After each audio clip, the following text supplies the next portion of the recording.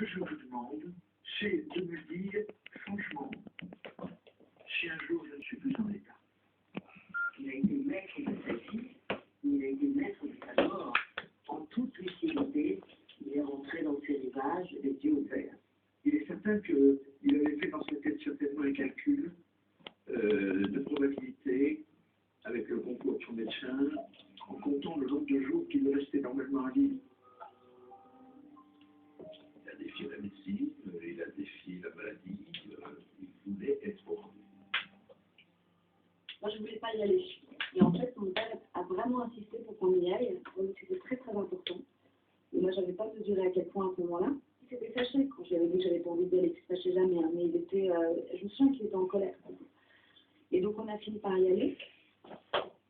Et en fait, c'était un adieu à la vie à sa hauteur.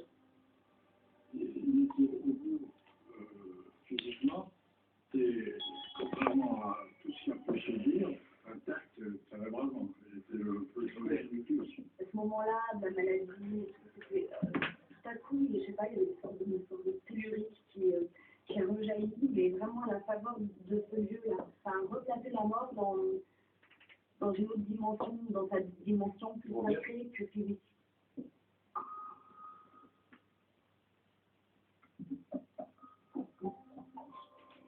Et le rendez-vous d'après, c'était le réveillon. Il a toujours imaginé que ce rendez-vous serait respecté. Il ne savait pas qu'il allait pouvoir être présent. Mais il était le dernier conseil que nous avons passé ensemble.